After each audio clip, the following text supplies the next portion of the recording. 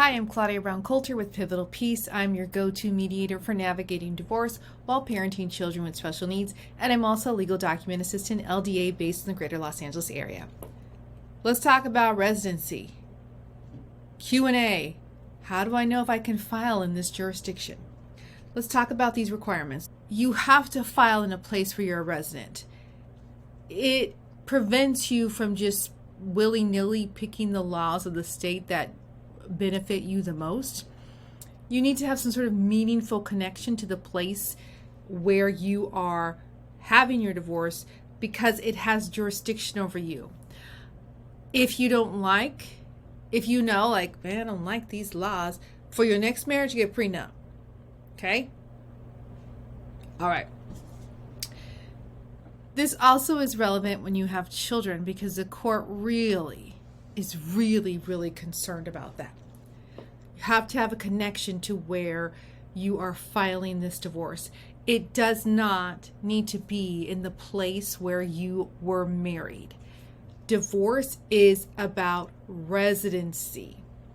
Okay, so every area has a different requirement. Every state has a different requirement. You usually have to be there for 30, 60, 90 days, sometimes 6 months in order to declare residency. If you've got a kid in college and they're at a state school, but they're out of state, you know what I'm talking about, right?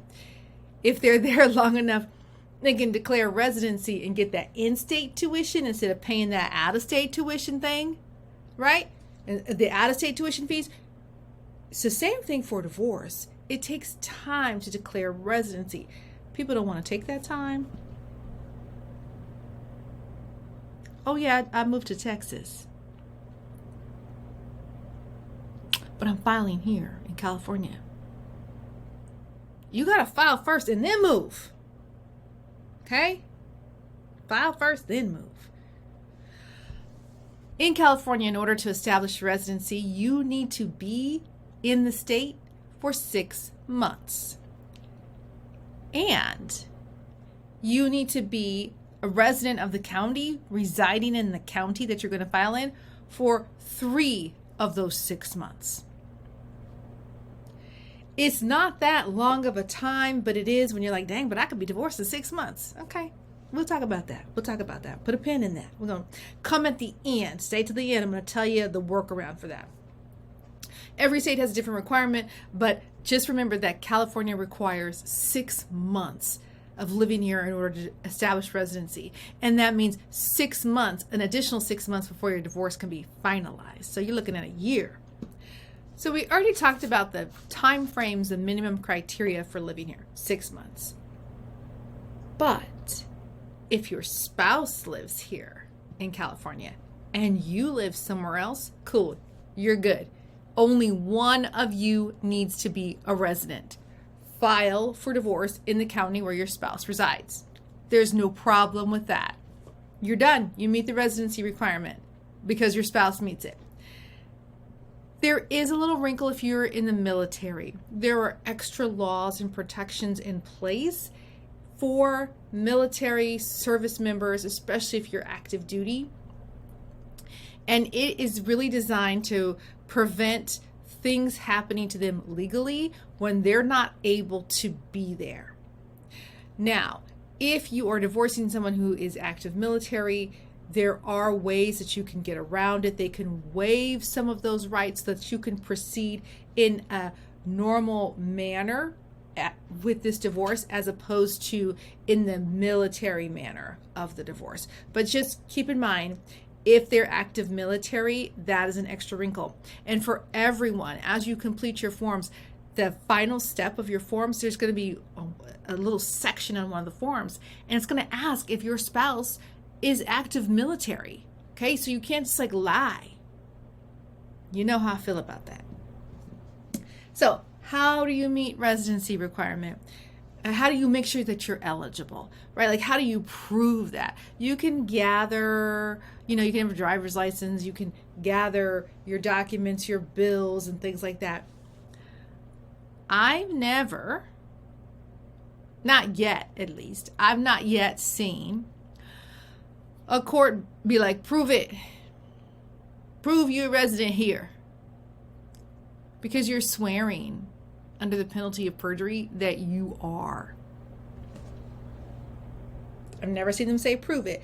Sometimes, you got to take your gas bill, your electric bill, all those bills to the school to prove the residency so that you can enroll your child, but maybe not for a divorce. But this is why I keep coming back to don't lie. If you're not a resident here, establish residency. Okay? Like, don't mess around with that. So here's my little trick for you. Let's say you move to California.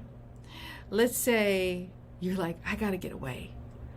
I have to get out of here. I'm leaving my spouse. We're going to California. And you come to California, and then you're like, crap, I gotta wait 6 months before I can divorce them. You can file for a legal separation in California. There is no residency requirement in order to file for a legal separation.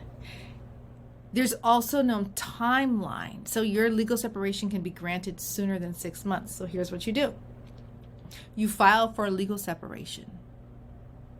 And you go through the process. You serve your spouse, you fill out your financial and file your financial disclosures. They file their financial disclosures. And you don't finish your divorce until 6 months has passed. Because in those 6 months, while you've been working on your legal separation, you've been living in California and establishing residency. And lo and behold, 6 months have passed, and you're like, cool, let's finalize this legal separation. Oh yeah, by the way, can we convert it to a divorce? Great little workaround. It's totally legal. It's listed on the California Judicial Forms website. You can totally do that. You don't have residency yet? File for a legal separation while you're establishing your residency, and then convert it to a divorce. So if you are thinking about filing for a divorce, if you have questions about if you qualify, if you meet the residency requirements, then call me, schedule a time, use my link. We can have a conversation about this so that I can help you figure out your next best step. Have a great day, and I'll see you guys soon.